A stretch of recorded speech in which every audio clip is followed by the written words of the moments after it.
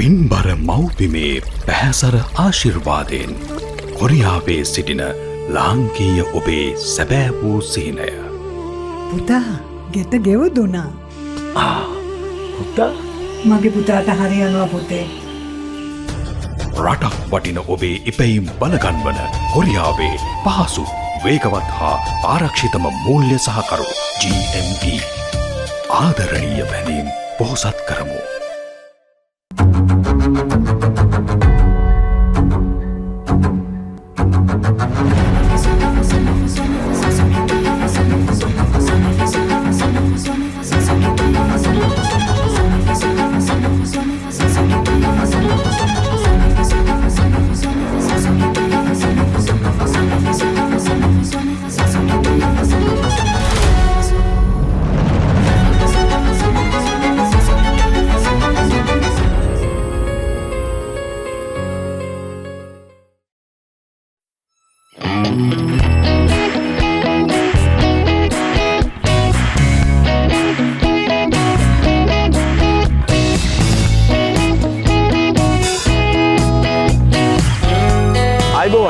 අපි අද ඉන්නේ රත්නපුරේ. රත්නපුර කිව්වම ඉතින් ටිකක් වැස්ස තියෙන පරිසරයක්. අද අපි ආවේ තේ කර්මාන්තය ගැන කතා කරන්න. රත්නපුරෙන් ලංකාවේ තේ කර්මාන්තයට ලොකු දායකත්වයක් දෙන ෆෝල්කන් තේ කර්මාන්ත ශාලාවේ ඉඳලා තමයි අපි අද ලංකාවට ඩොලර් ගේන තේ කර්මාන්තයේ විස්තර ඔබට කියන්න සූදානම් වෙන්නේ. අපි බලමු ලංකාවට ඩොලර් ගේන ෆෝල්කන් තේ කර්මාන්ත ශාලාව ඇතුලේ තේ කොළ නිෂ්පාදනය වෙන්නේ කොහොමද කියලා. එන්න දීර්තත් එක්ක.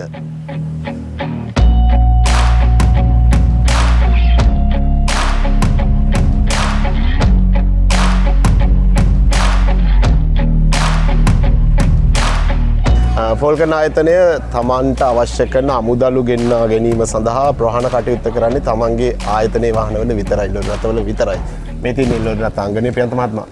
මෙතන ලොරි රථ කීයක් තියෙන, රූට් කීයක් යනවද, මොනවාද මෙතන විස්තර? ඔව් ඇත්තටම අපේ ලොරි 32ක් වගේ අපේ සීළු ගමන් මාර්ගවල ගමන් කරනවා. එතෙන්දී අපි කරන්නේ අපේ දළු කිලෝ 27000ක් විතර දවසට ගේන ධාරිතාවක් දළු හිමියන් 6000ක් වගේ ප්‍රමාණයකින් අපි ආවරණය වෙනවා. එතෙන්දී අපි සියලුම දළු සැපයුම්කරුවෝ කුඩා ඉඩම් හිමියන් ගාවට ගිහිල්ලා තමයි අපි දළු ටික අරගෙන එන්නේ. කෙලින්ම ෆැක්ටරි හරහා තමයි මේ ප්‍රමාණ කටයුතු සිදු කරන්නේ. හොඳයි, මේ විදිහට තමයි ප්‍රවාහන කටයුතු සිද්ධ වෙන්නේ. තමන්ටම කියලා ලොරි රථාංගනයකුත් ඒවැ නඩත්තුත් කරගෙන තමයි ප්‍රවාහන කටයුතු සිද්ධ වෙමින් ඒවැ ඉතිරියත් දළු හිමියන්ට වැඩ කරන සේවකීන්ට මේ ආයතනයට සමසේ බෙදලා යන්නේ.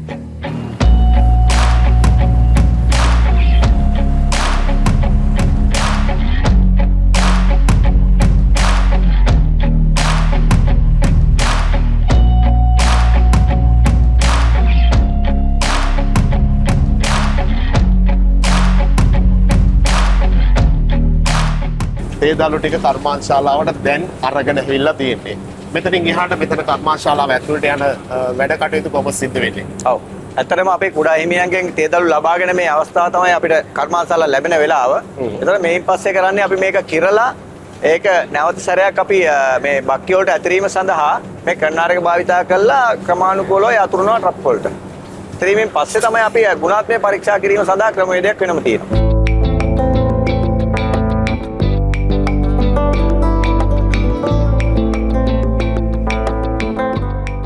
ගුණාත්මක පරීක්ෂා කිරීම අතරතුර මේ අද දවසේට මේ බාන දළු ටික අදම ප්‍රොසෙස් එකට ගන්නවද නැත්නම් මොකද වෙන්නේ? මේමයි. දැන් මේක කරන්නේ අද හවස අරගෙන දළු ටික මේක මැලවීම සඳහා අතුරනවා බක්කිවල. මේ බක්කියද මේ? ඔව්. ඊට පස්සේ මේක පැය 16ක වගේ ක්‍රියාවලියක්. ඒක රාත්‍රී මුළු රාත්‍රී පුරාම පසුදා පාන්දරයකම මේ ක්‍රියාවලිය මේ දිගටම යනවා. ඊට පස්සේ පසුදා උදෑසන තමයි මේ නිෂ්පාදනය සඳහා යොමු කරන්නේ මේ දළු ටික.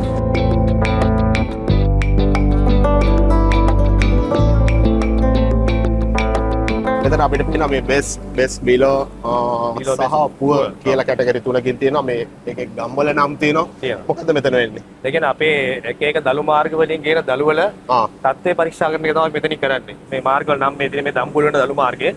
මේකේ ගේන දළු වලින් අපි සාම්පල් වශයෙන් අපි කොටස් වශයෙන් ලබා ගන්නවා. ඒ දළු යම් ප්‍රමාණයක් ගන්නවා. ඒ ප්‍රමාණය අරගෙන අපි ඒක හොඳට මික්ස් කරලා ඒකෙන් ප්‍රතිශතයක් විදිහට අරගෙන අපි ගණනය කරනවා මේ තියෙන අපේ හොඳ දළු. මේ මුලින්ම අපි ගන්නේ නොමේරු නොතැළුණු කොටස. ඒ කියන්නේ හොඳ සාමාන්‍ය දල්ලක දෙකමාර මේ වගේ නොතැළුණු නොමේරු හොඳ දල්ල කොටස තමයි අපි වෙන් කරගන්නේ. ඒක අල්ලලා බැලුවත් තේරෙනවා. තේරෙනවා.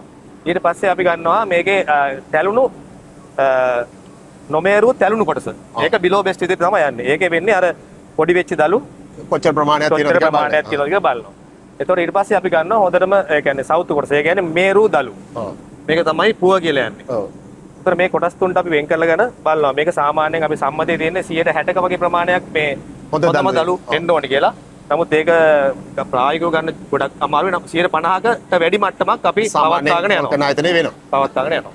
හරි. දැන් මේ කැටගරි කිරීමට අනුව දැන් මේ දලු රූට් වල යන අය හොඳම දලු ගෙනා ගැනීම සඳහා පෙළඹවීමට යම් මොනවා හරි තියෙනවද කටයුත්තක්? ඔව් අනිවාර්යයෙන්ම තියෙනවා. අපි හොඳම දලු වැඩිම ප්‍රමාණයක් ගේන අයට ඒගොල්ලන්ගේ දලු මාර්ග වලට විශේෂ ඉන්සෙන්ටිව් ක්‍රම හඳුන්වලා දීලා තියෙනවා. ඒ වගේම දලු ගේන අපේ දලු එකතු කරන මහත්තුරුන්ට ඒගොල්ලන්ට වෙනම ඒ හොඳම දලු සඳහා වෙනම ඉන්සෙන්ටිව් ක්‍රමයක් හඳුන්වලා දීලා තියෙනවා. ඒ වගේ ක්‍රමවේද අපි මේ ලෑස්ති කරලා දිනවා ඒගොල්ලන්ට ගන්න දරු හිමියටත් අපි මේ විශේෂ වරප්‍රසාද ලබා දෙනවා හොඳම දලු සපයන අය වෙනම තෝරගෙන. හොඳම දලු ගෙනාවොත් තමයි හොඳම තේක්කොළ නිෂ්පාදනය කරන්න පුළුවන්කම තියෙන්නේ. ඉතින් ඒ සඳහා දිරිගන්නන වැඩේ තමයි මේ සිද්ධ වෙන්නේ. තේ මණ්ඩලයේ ලංකාවේ පිළිගත්තු ක්‍රමවේදයකට අනුව ඒ කටයුත්ත මෙතන සිද්ධ වෙනවා.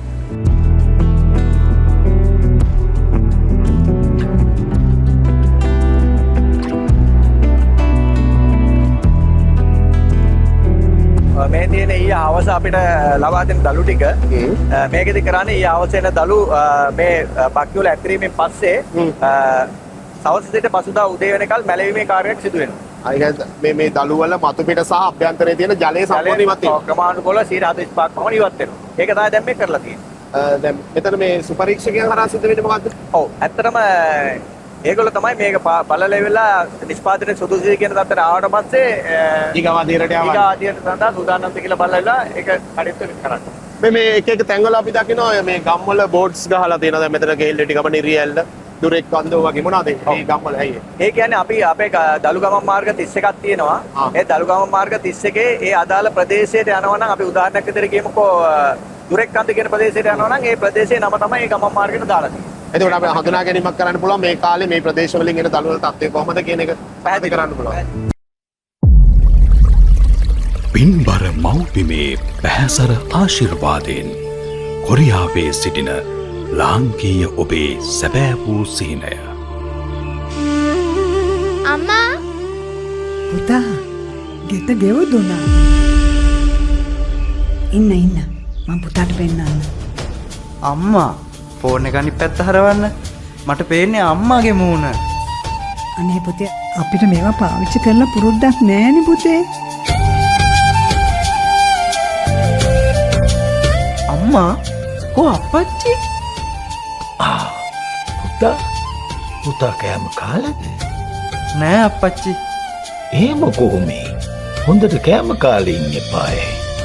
පුතා හින්දානේ අපි මෙහෙම සන්තෝෂෙන් ජීවත් වෙන්නේ.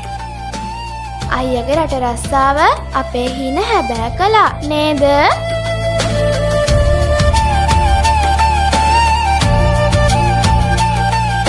මගේ පුතාට හරියනවා පුතේ. අම්මා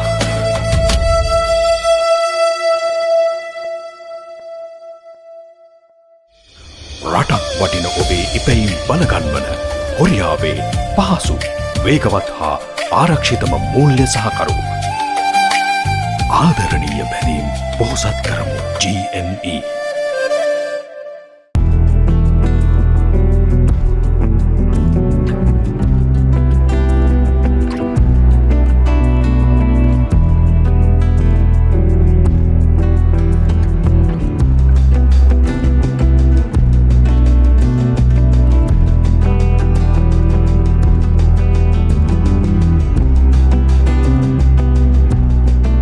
මේ කාර්යය සිද්ධ වෙන්නේ මෙන්න මෙතන නේ. ඔව්. මේ වගේ යන්ත්‍ර ගන්නවා තියෙනවා. මොකක්ද මේක වෙන්නේ?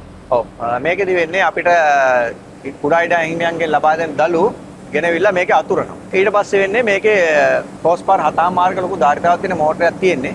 ඒ මෝටරේ හරහා තමයි මේකට සුළං ලබා දෙන්නේ දලු මැලවීම කාර්යය කරන්නේ. දැල්ලේ ඇතුළත තියෙන වතුර සහ පිටත තියෙන වතුර ක්‍රමානුකූලව ඉවත් කිරීමක් තමයි මේකෙදි වෙන්නේ.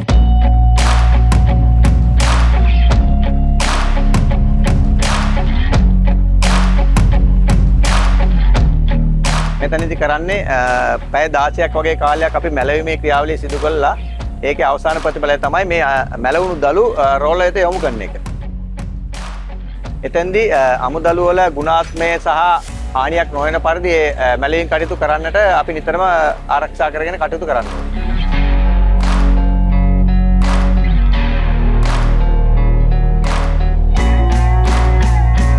මෙතන සිද්ධ වෙන්නේ මොකද්ද? ඔව් දැන් මෙතන වෙන්නේ අපේ ඉස්සෙල්ලා මේ උඩ මුලින්ම කලේ මැලවුම් ක්‍රියාවලිය. ඒ කියන්නේ දළු ඇඹරීමට සුදුසු තත්ත්වයට පත් කර ගන්නවා අපි. ඒ කියන්නේ ජල වාෂ්ප ඉවත් කරලා ඒක නම්මේ තත්ත්වයට පත් කරගත්ත පස්සේ අපි මෙතනින් ඇඹරීම කියන process එක පටන් ගන්නවා. එතකොට මේකට අපි සාමාන්‍යයෙන් දළු කිලෝ 325ක 350ක වගේ ප්‍රමාණයක් මේකට ලෝඩ් කරනවා. ඒක පාරකට ගන්නවා.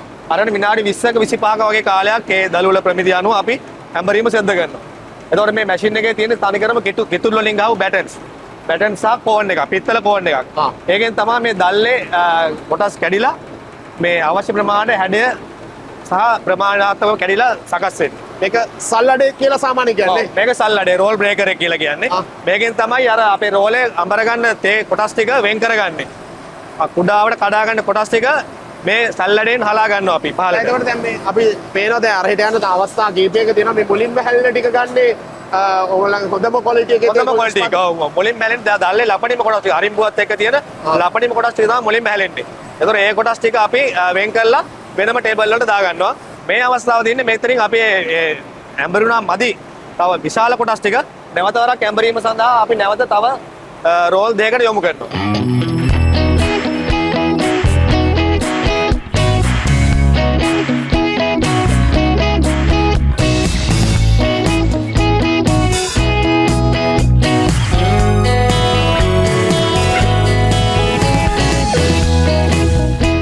මේ තියෙන්නේ සල්ලඩෙන් හලාගත්තු පළමු අදියරේදී හලාගත්තු තේකොළ. පළමු අදියරේදී හලාගත්තු තේකොළ ටික තමයි මේ තියෙන්නේ. හරි. මේකට ෆස්ට් ඩූල් කියලා කියන්නේ. මේක පළවෙනි කොටස් ටික. දැන් මේක අපි රෝලේ ඇඹරෙන්න පටන් ගන්න වෙලේ ඉඳන්ම ඒකේ අර එන්සයිම් එලියට ඇවිල්ලා ඒකත් එක්ක ඔක්සිජන් එක ප්‍රතික්‍රියා කරලා අපේ අර තේකක නියම රස පාට ඒවා ඔක්කොම එන්න ඕනි. මේ තුන්වෙනි අවස්ථාව. පැසවීමේ අවස්ථාව. මේ අවස්ථාව සාමාන්‍යයෙන් පැය දෙකමාරක වගේ කාලයක් අපි මේ වාතයට නිරාවරණය වෙන්න මේ විදිහට තියාගන්න ඕනේ. ඔව්. මේකේ වියලීම වළක්ව ගන්න තමයි අපි මේ ජල වාෂ්ප යොමු කරන්නේ. ඔව්. මේකේ වියලීම සහ මේකේ උෂ්ණත්වය පාලනය කරගෙන නියමාකාරයෙන් මේ ඔක්සිකරණ ක්‍රියාවලිය සිද්ධ කරගන්න තමයි අපි මේ විදිහට ටේබල් වල නියමිත ඝනකමකට අතුල්ලා නියමිත ප්‍රමාණය නියමිත කාල සීමාවක් මේක තියාගන්නේ. මේක අර කොළ පාටට හැදෙන තේක කොප පාටට වගේ එනකොට මේක නියමාකාරයෙන් ඔක්සිකරණය වෙලා ඉවරයි. ඉතින් පස්සේ දැන් එතකොට දැන් මේක අවස්ථාව මේ පැත්තේ තියෙනවා. මේක දැන් තාම පැසවීමේ ක්‍රියාවලට අයි දාපු ගමන් මේක තව ඒ කියන්නේ සාමාන්‍යයෙන් අර පළවෙනි අවස්ථාවෙන් සල්ලඩින් පෙරෙන ටිකට පස්සේ මැෂින් එකට යන ටික විශාල කොටස් ටික නැවත ඇඹරීමක් කරලා ඊට පස්සේ ඒකෙන් ආපු කොටස් ටික තමයි මේ තියෙන්නේ. මේක තාම තව දැන් මේක අලුතෙන්ම දාපු එකක් ටේබල් එකට. මේක තව සාමාන්‍යයෙන් පැය දෙකක වගේ කාලයක් මේක තියෙන්න ඕන නියම පැහැයට එන්න.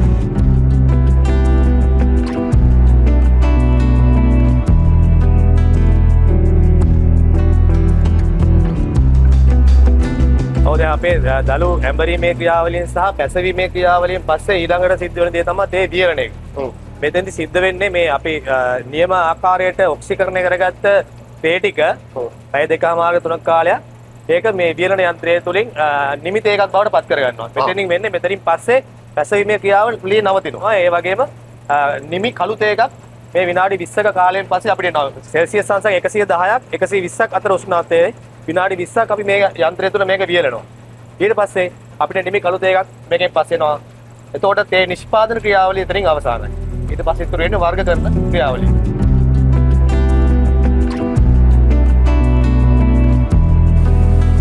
අපි දැන් දරුවෙනේ ගෙනාවු තේ ටික නිමිතේ බවට පත් වෙලා වර්ග කරන තැනට වෙනකන් ඇවිල්ලා තියෙන. දැන් අපි මේ ඉන්නේ එතන. මෙයත් මාත්‍යා මොකද්ද වෙන්නේ මෙතන? ඔව්. ඇත්තටම අපි වියලීමෙන් පස්සේ මෙතනින් තමයි තේ ටික එළියට එන්නේ.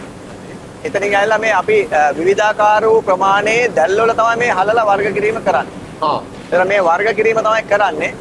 ඒක කරන්නේ ඒ තේ එකේ තියෙන හැඩේ ප්‍රමාණය අනුව තමයි මේ දැල් වලින් හැලිලා තේ වර්ග වෙන්නේ. සාමාන්‍ය වර්ග කීයක් විතර වෙන වර්ග වෙනු? ඔව් වර්ග අපි 17ක් වගේ නිෂ්පාදනය කරනවා 17ක් වගේ. 17. ඔව්.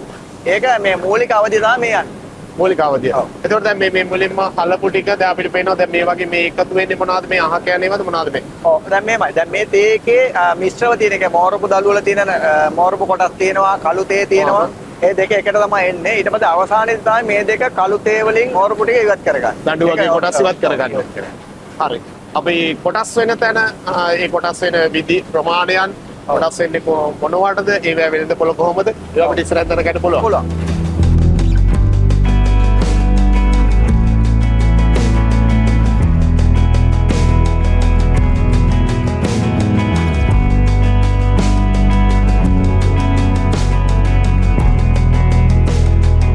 දැන් තේකොළ සාම්ප්‍රදායිකව වර්ග වෙන විදිහත් මේ කර්මාන්තශාලාවේ තියෙනවා. ඒක තමයි මේ සේවක මහත්මීන් ගොඩක් දෙනා අර සල්ලඩයක් වගේ ළඟ ඉඳගෙන කරන වැඩේ. හැබැයි නවීන තාක්ෂණය පාවිච්චි කරගෙනත් මේ තේකොළ වර්ග කිරීම, නිමිතේ වර්ග කිරීම සිද්ධ වෙනවා.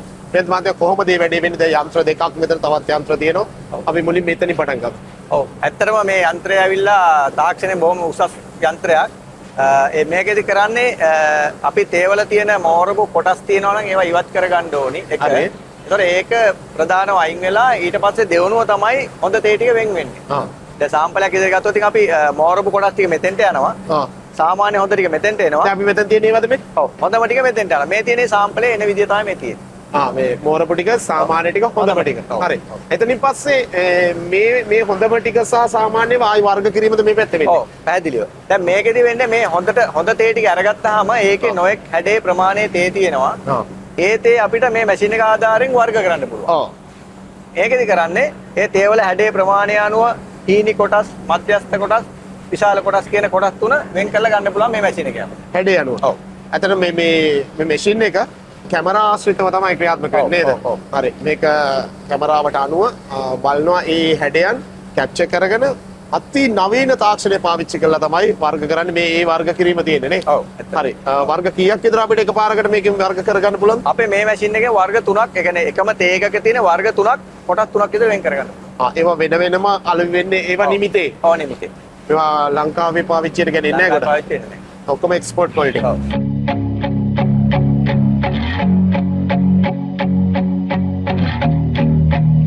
මෙන්න මාත්‍ය දැන් අපි ගොඩක් යුරෝපීය රටවල් තේවල ඉස්තරම් තත්ත්වය හොයන රටවල් ගණනාවක් තියෙනවා. ඉතින් ඒ අයට අපනයනය කරද්දී මේ ආකාරයට තේවල තියෙන ෆයිබර් කොටස්, කෙදි සහිත කොටස් ඉවත් කිරීමක් සිද්ධ වෙනවා. ඉතින් ඒක කොහොමද වෙන්නේ මෙතෙන්දී? ඇත්තටම මේ මැෂින් එකෙන් කරන්නේ මේක ස්ථිති විද්‍යුතය කියලා. ඒ කියන්නේ දෙයක් ඝර්ෂණය වුණාම ඇදෙන කාන්දමක් මගින් තමයි මේකේ තේ අයින් කරන්නේ. ඒක තේවල බර නැති කොටස් අයින් කරන්නේ. හරි. ඒක තමයි මේකේ වෙන්නේ. ඒකෙදී වෙන්නේ තේවල තියෙන බර නැති කෙඳි සහිත කොටස් අයින් වෙනවා. හොඳ තේ ටික ඉස්සරහට එනවා. ඒක තමයි අපි සාමාන්‍ය තේ කොළ ටික දැම්මම මේ වගේ පාණ්ඩ දෙකකින් අපිට මේ මැෂින් එකේ ගන්න පුළුවන්. ඒක තමයි මේ සිද්ධ වෙන්නේ. ඔව්.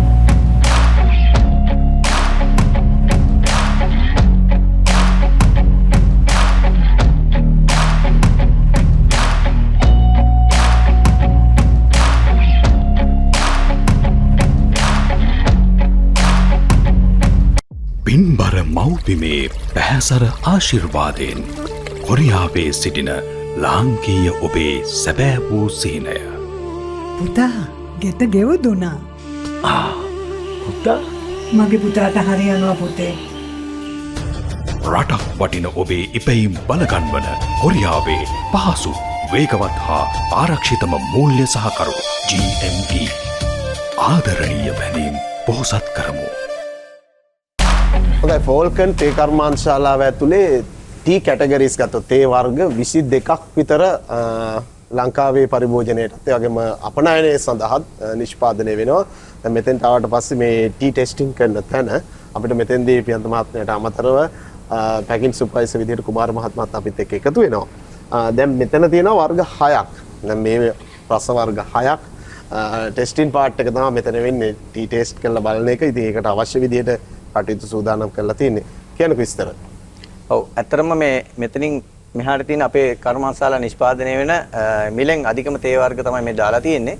එතකොට මේ සිල්වර් ටිප්ස් එක මේක ඇවිල්ලා අපි 2043 කියන ප්‍රභේදයෙන් අතින් අරගෙන තමයි මේක handmade tea එකක් විදිහට. ඒ නිෂ්පාදනයක් විදිහට කර්මාන්තශාලා ඇතුළේ නිෂ්පාදනය කරන්න බෑ ඒක. ඒක වෙනම ක්‍රමවේදයක් ඒකට තියෙනවා. ඒ කියන්නේ ඒකෙන් ඕඩර් එකක් තිබුණොත් කරනවා. කරන්න දුන්නොත් කරනවා අපි. හරි. එහෙම කියන කිව්ව. ඔව්. එතකොට මේ මෙතනින් එහාට ගත්තාම මේ තේවල ටී ටේස්ටිං කියන්නේ තේ රස බැලීම කියන තැනදී බලන්නේ අපි අපේ නිෂ්පාදනය අවසානයේදී මේ තේක පාරිභෝගිකයට යන්නට කලින් අපි බලනවා මේකේ කොහොමද තියෙන තත්ත්වය කියලා. ඒ කියන්නේ අපිට මේක බලා ගන්න පුළුවන්. අපි අතින් මේ මොන හරි ගැටලුවක් තියනවද?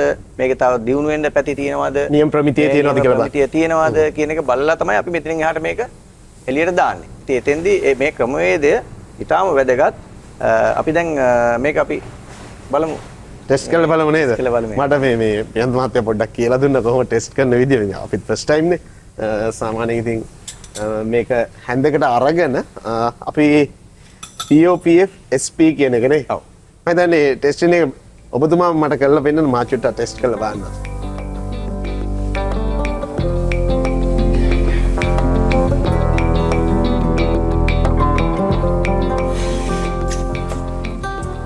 මෙනේ තේ රස හොඳටම දැනෙනවා.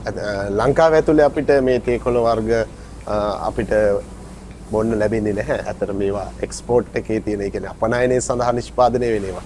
එක දවසකට හරි ජීවිත කාලය ඇතුලේ මේවා රස බලන්න ලැබුණොත් ඔබට තේරෙයි ලංකාවේ තේ කොළ මොන තරම් රසවත් ලංකාවේ තේ කොළ වලට ලෝකයේ මේ තරම් ආදරය කරන්නේයි කියලා ඔබට තේරෙන්නේ මේවා ඇත්තම රස දැනගත්තු දවසට. ඉතින් මේ නිෂ්පාදන ලංකාවට ගොඩක් ඩොලර් අරන් එනවා විතරක් නෙමෙයි ලංකාවේ අභිමානීය ලෝකෙට කියන කර්මාන්තයක් වෙලා තියෙන මේ සියල්ල නිසා. ඉතින් ෆෝල්කන් ආයතනය තමන්ගේ ආයතනික ගෞරවය මේ ආයතනය තුල සිටින සියලු දෙනාගේ ගෞරවය ආරක්ෂා වෙන විදිහට බෙස්ට් ක්වොලිටි ප්‍රොඩක්ට් එකක් ලෝකයට හඳුන්වලා දෙන්න ලෝකයට ශ්‍රී ලංකාවේ නම යටතේ එකතු කරන්න කටයුතු කරලා තියෙනවා කියන එක මේ රස බැලුවහම අපිට තේරෙනවා.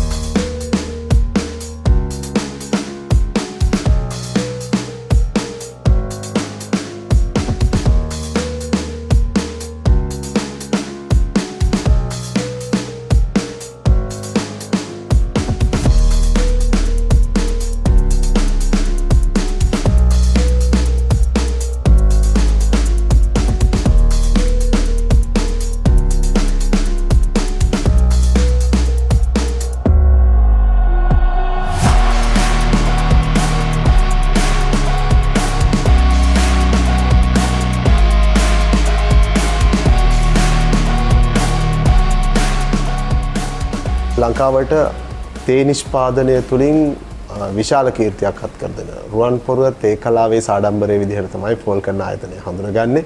මේ වෙලාවේ අපි මේ ෆෝල්කන් ආයතනය අද දක්වා ලංකාවට විදේශ විනිමය අරගෙන එන තැනට සංවර්ධනය වීමේ ක්‍රියාවලිය ඇතුලේ මුල සිට මේ දක්වා දැවැන්ත කාර්යභාරයක් කරමින් මේ ආයතනයේ ප්‍රධානී ආයතනයේ හිමිකරුවා විදිහට කටයුතු කරන එතුමාත් එක්ක අපි මේ කතා කරන්න සූදානම් වෙන්නේ. සෑම් ලියනගේ මැතිතුමා එතුමා තමයි ෆෝල්කන් ආයතනයේ සභාපතිවරයා.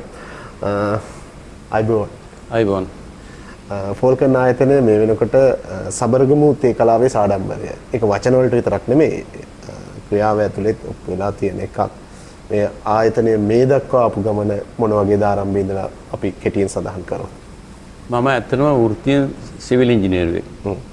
එක්සත් රාජධානී අධ්‍යාපනය ඉවර කරලා ලංකාවට සේවය කිරීම සඳහා 1983 වර්ෂයේ ලංකාවට පැමිණියා. පැමිණ මේ මාර්ග සංවර්ධන අධිකාරියේ ව්‍යාපෘති ඉංජිනේරු කෙනෙක් හැටියට මේ සම්බන්ධ වුණා. ටික කාලයක් සේවය කළා. ඒ සේවයෙන් මට කිසිම තෘප්තියක් නොලැබුණ නිසා එයින් අයින් වෙලා මගේම ව්‍යාපාරයක් ආරම්භ කරන්න කියලා හිතලා 1995 කර්මාශාල වැඩ අවසන් කළා විවෘත කළා. එතකොට මේ වෙනකොට අද වෙනකොට අවුරුදු 31ක් විතර වෙනවා.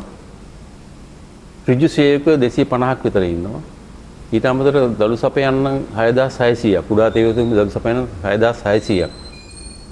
ලංකාවේ මම හිතන්නේ එකම කර්මාශාලාව කොන්ත්‍රාත්කරුවන්ගෙන් දළු නොලබා ගන්න. දැන් මේ වෙනකොට කර්මාන්තශාලාවේ මාසිකව තේ දළු කොච්චර ප්‍රමාණයක් ලබා ගන්නවා? තේ කොළ නිෂ්පාදනයේ පැත්ත ගත්තාම මොන වගේ නිෂ්පාදනයක්? අමුදළු කිලෝ ලක්ෂ 6ක් පමණ ලබා ගන්නවා. මේ නිමිතේ මාසයකට ලක්ෂ 1.25ක් කිලෝ ලක්ෂ 125 ප්‍රමාණයක් මේ නිෂ්පාදනය කරලා මේ අපේ බ්‍රෝකර් සමාගම් වලට කොළඹට අරිනවා. මිලියන 3.5ක් විතර විදුලි බලය. සාමාන්‍ය විදුලි බිල. සාමාන්‍ය විදුලි වල මාසයකට ඒක නැති කිරීම හින්දා සුනිත්ත බල අධිකාරී සෝලා සිස්ටම් එකක් මේ ඉන්ස්ටෝල් කළා 1 මෙගාවොට්. ඒකෙන් අපිට ලොකු සේවයක් වෙනවා. ඊට අමතරව තේ වියලීම සඳහා නවතම ක්‍රමවේදයක් පාවිච්චි කරලා දෙනවා. දර වෙනකොට ලී කුඩු. මේ එතනොත් ගස් කැපීම පරිසර හානිය සිදුවීම සම්පූර්ණයෙන්ම අවම වෙනවා. ඇත්තටම සේවක සුබසාධකයන් විශාල වැඩසක් සිදු කරනවා. විශේෂයෙන්ම අපි ගාව සුපර් මාකට් එකක් තියෙනවා අවශ්‍ය ඕනෑම කරන දෙයක් සේවකින්ට අඩු මිලට මිලන පොලේ මිලට වඩා සෑහෙන අඩුවකින් බඩු අරගෙන සවසට ගෙදර යනවා. ඊට අමතරව හදිස්සිය ඒගොල්ලෝ අසනීපයක් ඇති වුණොත් වහාම පුද්ගලික මැදිහත් වෙලා අවශ්‍ය මේ උපදෙස් දීලා සුදුසු වෛද්‍යවරයෙක් ළඟට යොමු කරනවා. සියලුම සේවකයන්ට 150කට පමණ දවල් ආහාරයයි රාත්‍රී ආහාරයයි නොමිලේ ලබා දෙනවා. කිසිම අය කිරීමකින් තොරව. ඇත්තට මේ කර්මාන්තයේ දියුණු සඳහා කරුණු දෙක තුනක් මට විශේෂයෙන් කියන්න තියෙනවා. පළවෙනි තමයි තේ නැවත වගා කිරීම. ඒක ඇත්තටම සිදුවීම හරිම අඩුයි. තේ නැවත වගා කිරීම විදිහට නොකළොත් මේ තියෙන තරඟකාරීත්වය නිසා ඉදිරියේදී කර්මශාලාවේ වැසී යන එක වළක්වන්න බෑ. තේ දළු හිඟවීම නිසා. තේ දළු හිඟවීම නැවත වගා කරන්න එපා. ඒක කෙරෙන්නේ නැහැ. තේ තවන් දැමීම. කර්මශාලා මැදිහත් වෙලා තේ තවන් දැමීමට මාර්ග තේ තවදලා උඩාතේ විනන තේපල ලබා දීමට කටයුතු කරන්න ඕනේ. සබරගමු තේ කලාවේ සාඩම්බරය කියන ස්ලෝගන් එක යථාර්ථයක් කරන්න වැඩ කරන තැනක්. එහි සභාපතිවරයා විදිහට ඔබතුමාට බොහොම ස්තුතිවන්ත වෙනවා. දීර්ථ අපිට ඔබේ ආයතනය තුළ මේ පිළිබඳ දීර්ථ අපේ ප්‍රේක්ෂකාගාරයට කියන්න අවස්ථාව ලබා දීම පිළිබඳව බොහොම ස්තුතියි. ඔද අද දවසේ දීර්ථ අපේ තේ කර්මාන්තය පිළිබඳව ඔබට කිව්වේ දීර්ථ තුලින්. ඉතින් තේ කලාවේ සබරගමුවේ සාඩම්බරය තමයි පොල් කරන ආයතනය. තමන්ගේ සේවකීන්ට වැඩ කරන සියලු දෙනාට ඉතා හොඳින් සලකන ඉතා විශිෂ්ට ආයතනයක් කියන එක අපිට පැහැදිලි වුණා. ඉතින් ලංකාවේ තේ කර්මාන්තය ලෝකයේ ඉදිරියේ වඩා ඉහළ තලයකින් තියන්න උත්සාහ දරන ව්‍යවසායක ස්ථානයක්. ඉතින් මෙතන ඉඳලා තේ කර්මාන්තයේ අනාගතයට සුබවාදී දේවල් අපි ගොඩක් දැක්කා. ඉතින් ඒ තමයි ඔබත් එක්ක බෙදාගත්තේ. දීර්ඝ විදිහට අපි ලෝක රටේ යන ගමනේ අපේ රටේ වැඩසටහන් ගන්නවා මේ කාලේ ඔබට පෙන්නන්න. ඉතින් තවත් සුන්දර තැනක ඉඳලා අපේ රටේ හෝ රටෙන් එපිට සුන්දර තැනක ඉඳලා ආයි දීර්ඝ තුනේ හමු වෙනවා. ඉතින් අපිත් එක්ක රැඳිලා ඉන්න.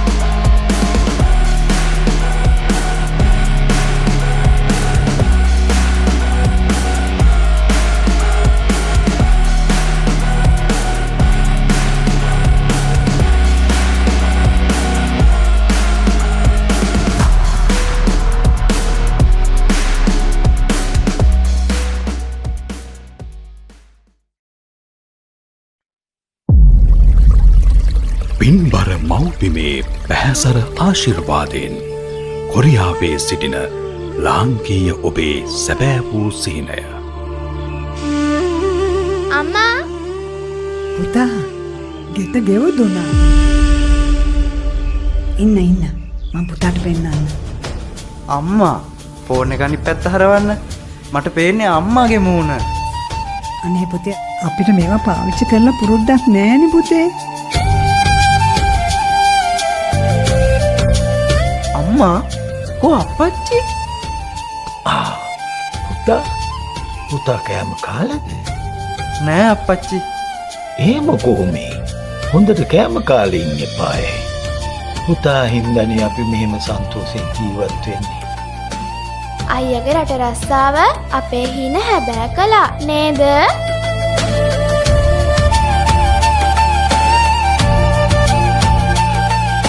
මගේ පුතාට හරියනවා පුතේ.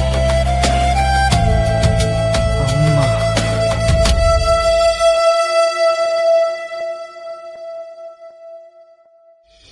රටක් වටින ඔබේ ඉපැයීම් බලගන්වන කොරියාවේ පහසු වේගවත් හා ආරක්ෂිතම මූල්‍ය සහකරු ආදරණීය බැඳීම් පොහොසත් කරමු GME